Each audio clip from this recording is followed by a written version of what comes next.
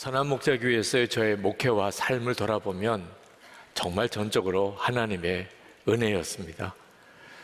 또 이렇게 말하면 여러분 중에는 은혜는 목사님만 다 받으셨네요. 나는 아무 은혜를 모르겠어요. 그런 분도 혹 있을지 모르겠습니다.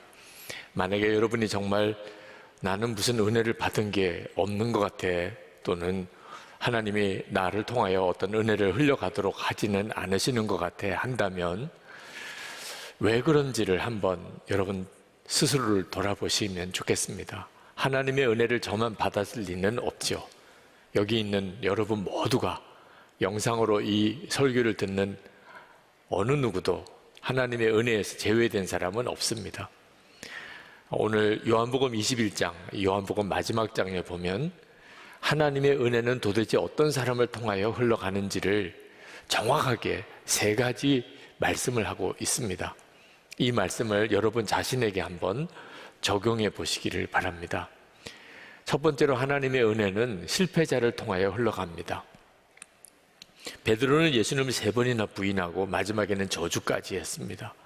그것 때문에 예수님의 부활을 목격하고 또 부활의 주님을 만났으면서도 그는 고기잡이하러 돌아갔습니다. 자기 자신이 예수님의 제자가 다시 된다는 것이 용납이 안 된 거죠. 그러나 업으로 돌아갔지만 고기 한 마리 못 잡았습니다.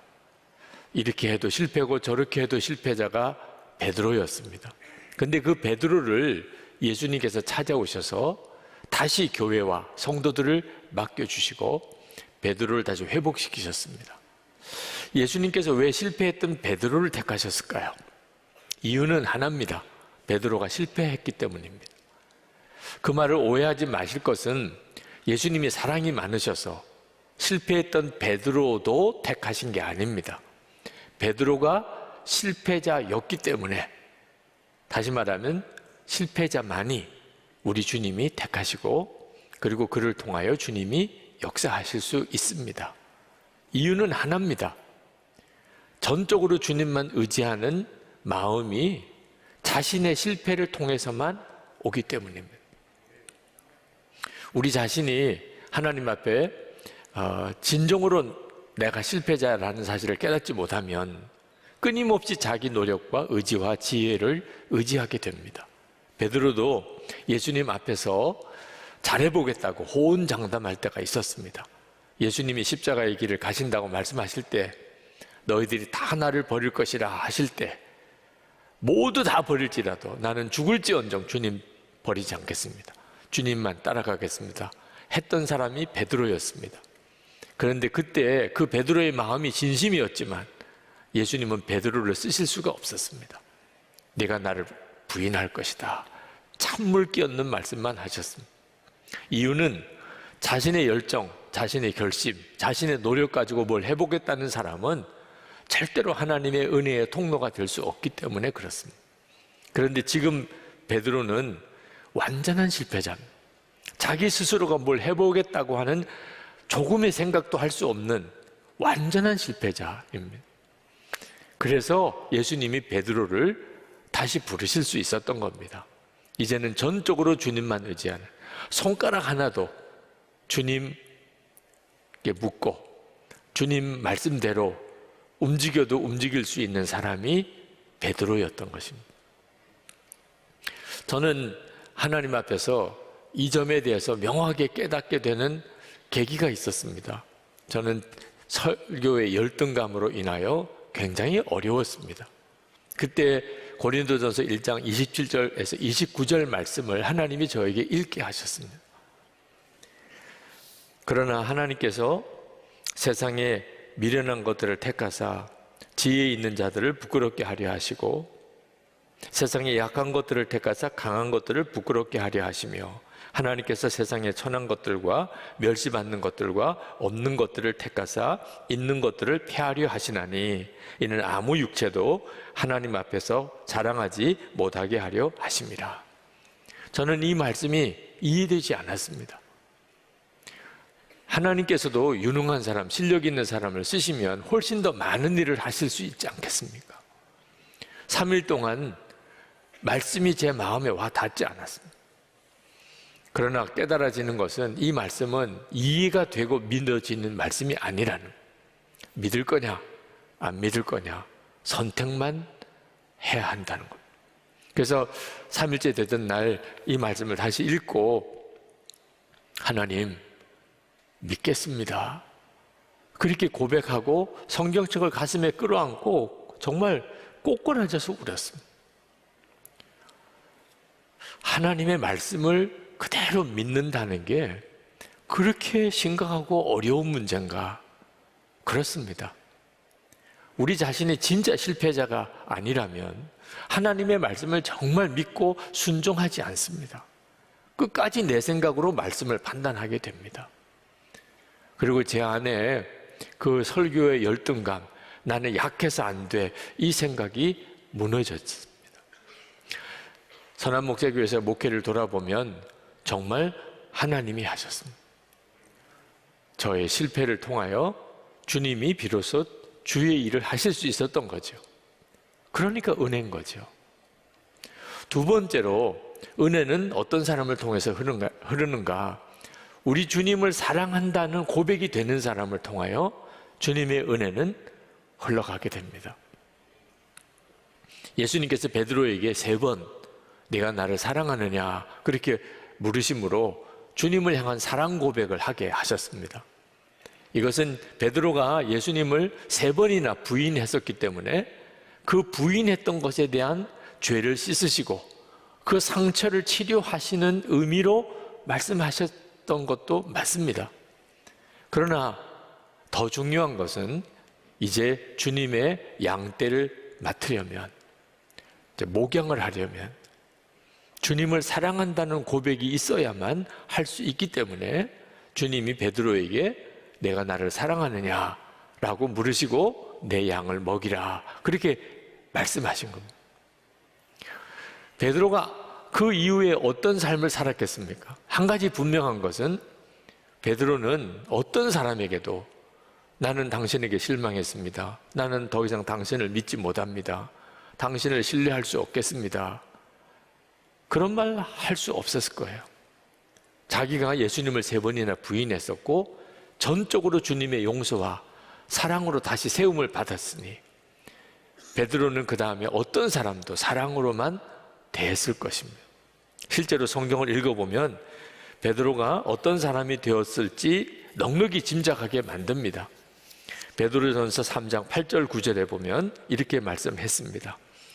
마지막으로 말하노니 너희가 다 마음을 같이하여 동정하며 형제를 사랑하며 불쌍히 여기며 겸손하며 악을 악으로 욕을 욕으로 갚지 말고 도리어 복을 빌라. 이를 위하여 너희가 부르심을 받았으니 이는 복을 이어받게 하려 하심이라. 그 다음 베드로전서 4장에 내려가면 7절 8절에 이렇게 말씀합니다. 만물의 마지막이 가까웠으니 그러므로 너희는 정신을 차리고 근신하여 기도하라. 무엇보다도 뜨겁게 서로 사랑할지니 사랑은 허다한 죄를 덮느니라.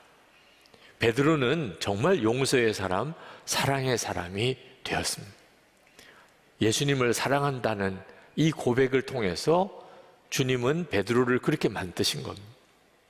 우리 모두에게도 주님이 원하시는 것은 아주 간단합니다. 사랑만 하는 것입니다. 그러니까 은혜인 거죠. 하나님은 여러분에게 어떤 자격이나 능력을 원하지 않습니다. 하나님의 일을 하는 데 있어서 가장 중요한 자격은 진정으로 사람을 사랑하느냐, 사랑만 하느냐. 근데 이 사랑이 어디서 오느냐 하면 주님을 향한 사랑에서부터 오는 것입니다. 우리가 져야 될 십자가가 많지만 그 중에서 가장 힘든 십자가가 무엇이겠습니까? 사람 십자가입니다.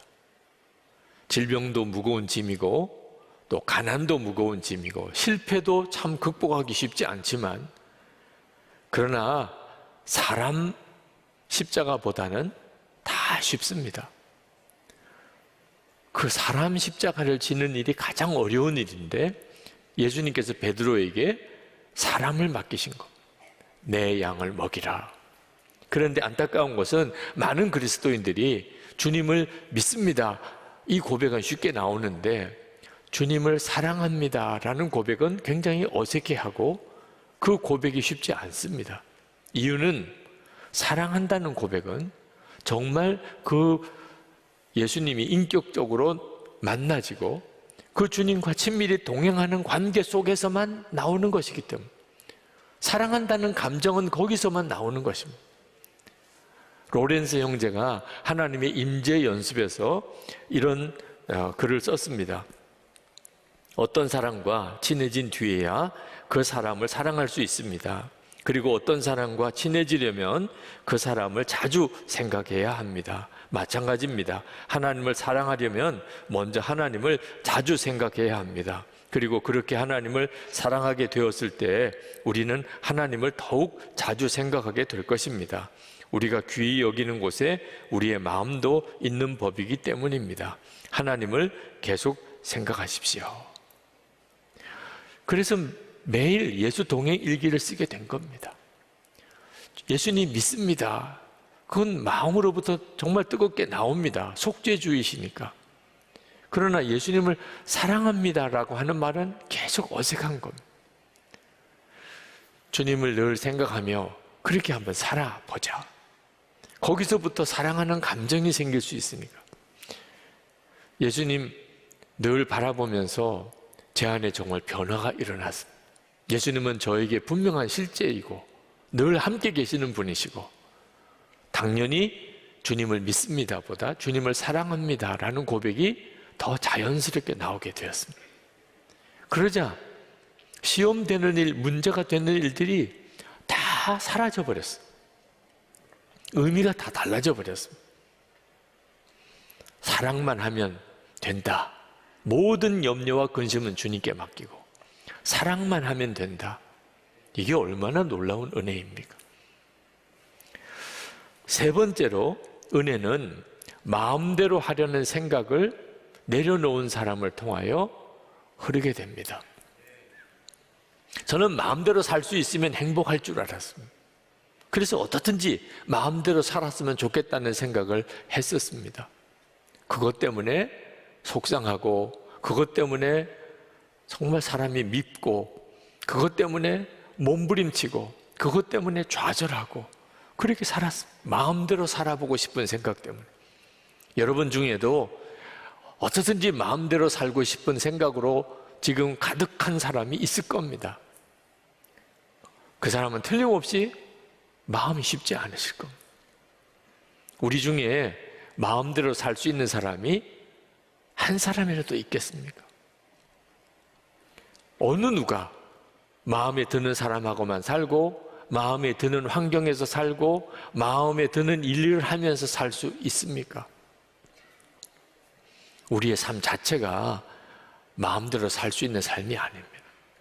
예수님께서 베드로에게 18절에 보니까 내가 젊어서는 스스로 띠를 띠고 내가 가고 싶은 곳을 다녔으나 젊어서는 다 마음대로 살고 싶어 합니다.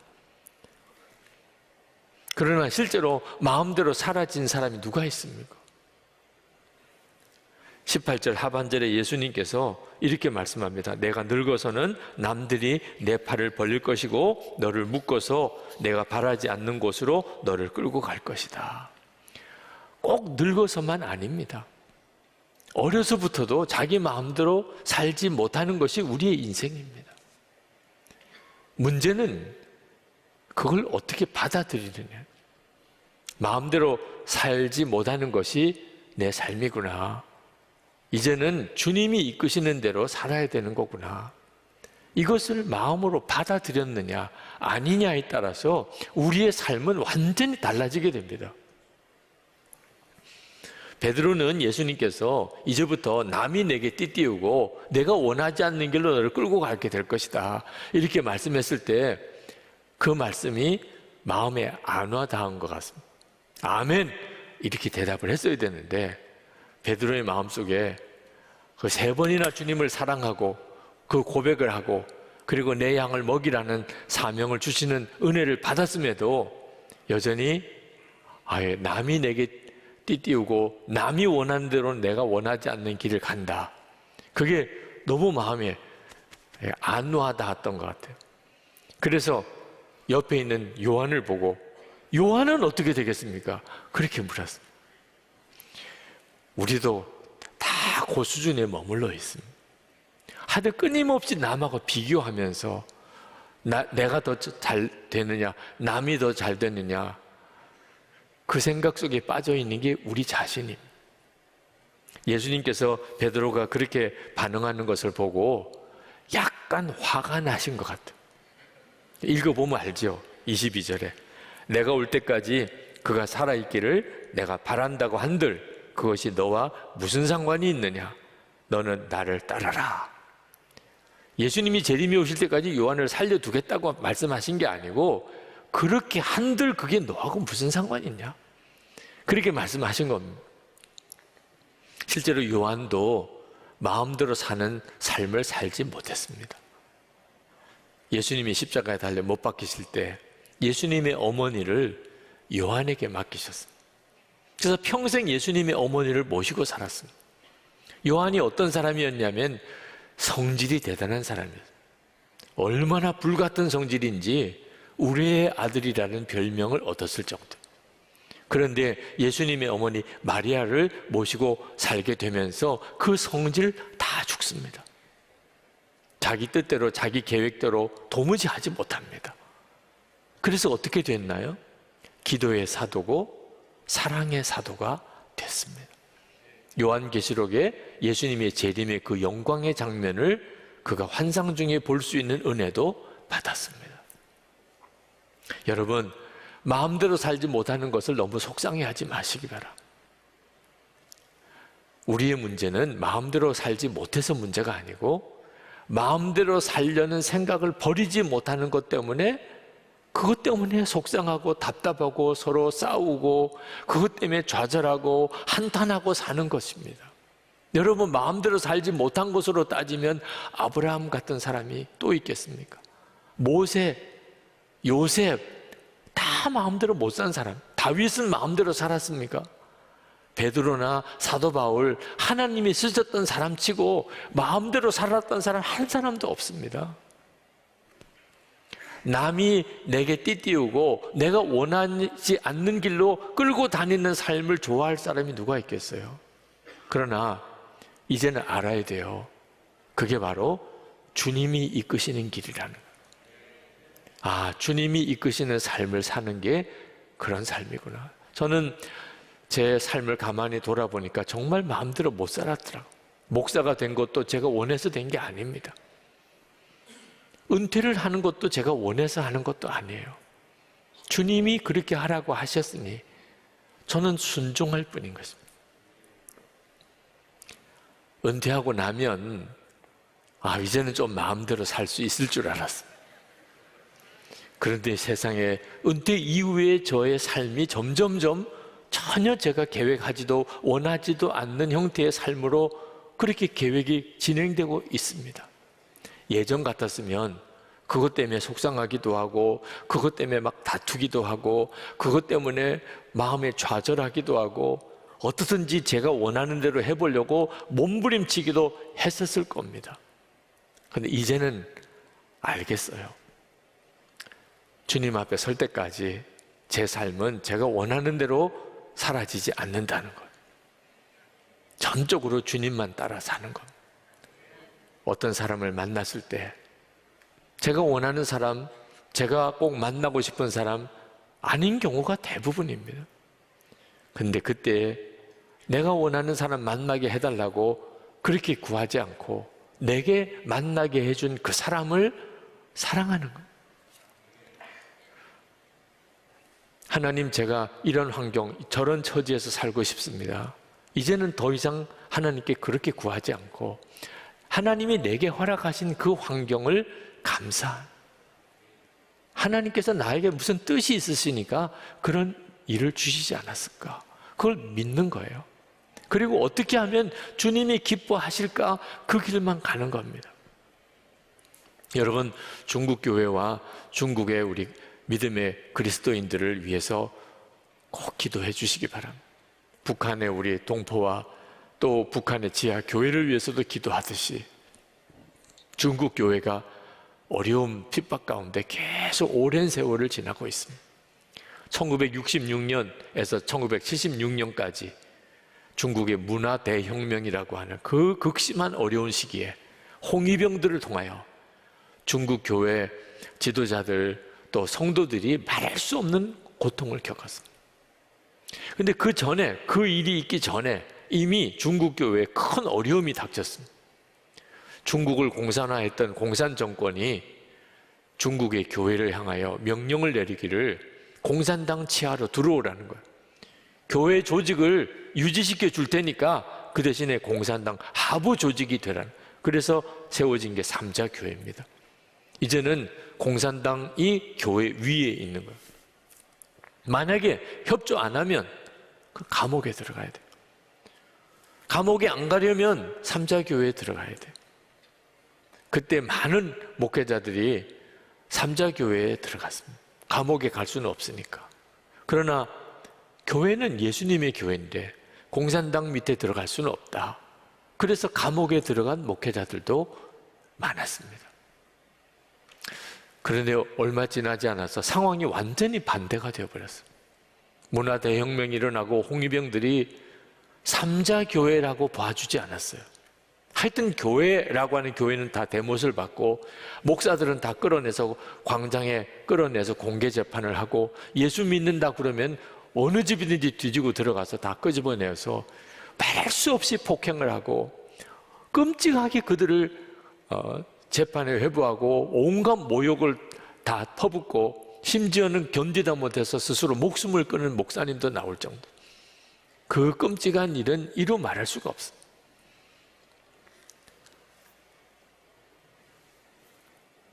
감옥에 들어갔던 목사님들은 오히려 건강하게 장수하시고, 감옥에 들어가는 것이 무서워서 삼자교회에 들어갔던 목사님들은 오히려 일찍 생명을 잃어버리는 일이 기가 막힌 현실이 되어버렸어요. 감옥 안에서는 그나마도 보호를 받았습니다. 홍위병들로부터. 그리고 규칙적인 생활을 하니까 오히려 건강을 지킬 수가 있었던 거죠. 무엇보다 미국과 유럽을 휩쓸었던 자유주의 신학의 물결에서 성경 중심의 복음적인 신앙을 잘 지킬 수도 있었습니다. 때때로 이해할 수 없는 고난이 닥쳐올 때가 있습니다. 내가 원하지 않았던 어려운 일을 내가 만나야 될 때도 있습니다. 그때 여러분이 원하는 대로 되게 해달라고만 기도하지 말고, 하나님 내게 주신 사람을 사랑하고 내게 주어진 형편에 감사하고 지금 이 순간에 어떻게 하면 하나님을 기쁘시게 할 수 있을까, 그 일만 생각하고 나가면 여러분들도 다 하나님의 은혜구나, 우리의 삶 자체가 하나님의 은혜구나, 그리고 여러분을 통하여 하나님의 은혜가 흘러가는 역사를 경험하게 됩니다. 여러분의 마음에 하나님의 은혜가 있다는데, 늘 하나님의 은혜는 풍성하다는데 왜 내 삶은 이렇게 메마를까? 하나님의 은혜는 왜 도대체 내게 임하지 않는 걸까?